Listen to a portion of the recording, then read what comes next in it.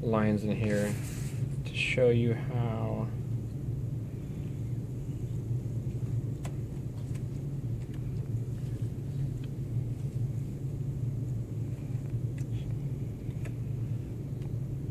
by throwing more lines, and now if I go in and tap on the model, it curves even more with the surface. The more points you have, the more it's going to follow that curved surface. The less points you have, it's still going to follow it, but it's going to be a little bit more jeweled and jagged. So it's actually, it's a fairly simple brush. If you get to a point where you're like, oh, I didn't like that line, this is the alternate function. If you hold down Alt and draw through a line, it deletes that line. So that's the alternate function. It's basically you either draw the line on, or you hold down Alt and draw through it to remove a line. You can also, you'll notice there's a lot of excess lines. If you held down Alt and tapped on the model, that's not what's supposed to happen.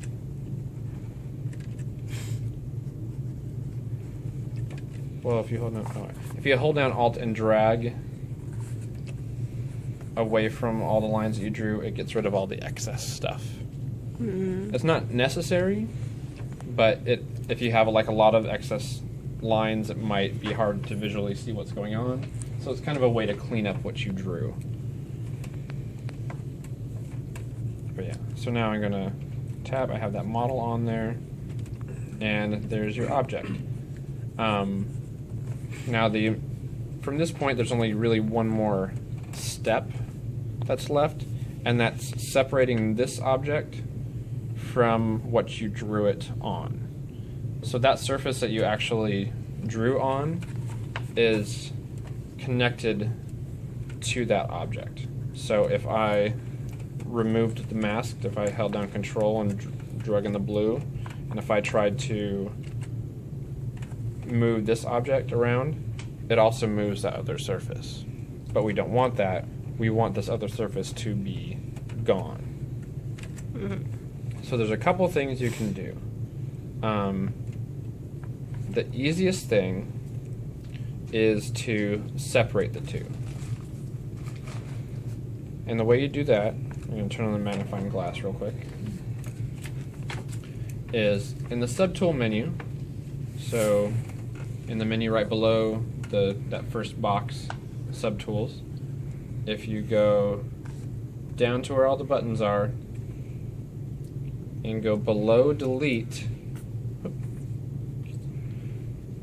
there's another little menu section called split. When you open up split, it gives you a few more options. And if you choose the one called split to parts,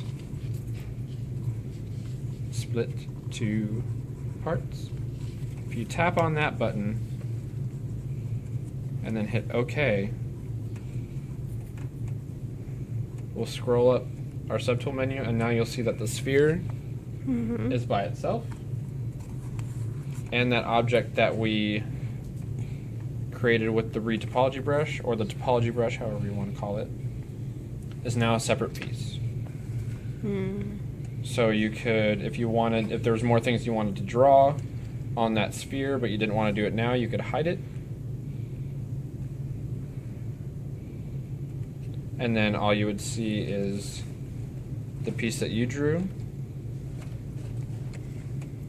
Or you could even, if you were done with that surface, you could go as far as having it selected and going down to delete,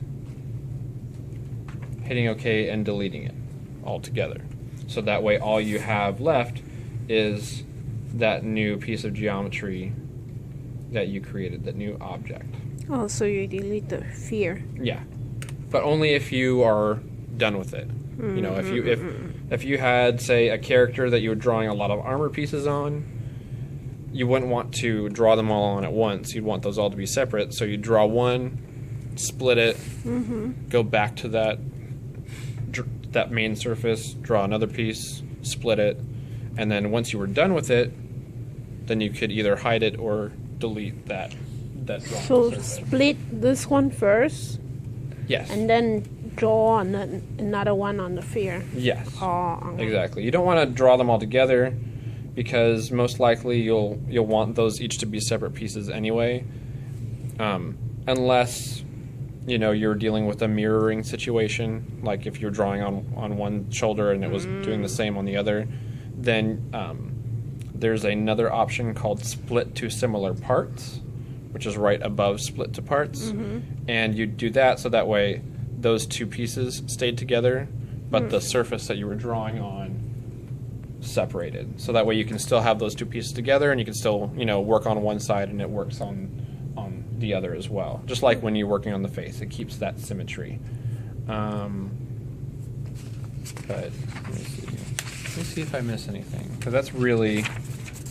So you will show us how to combine all together into one big object? Yes, I can show you guys that, but that's one of those things that you'll rarely do, and you don't really need to do. It's good to have those pieces, all your pieces separated, so that way you can work on them separately.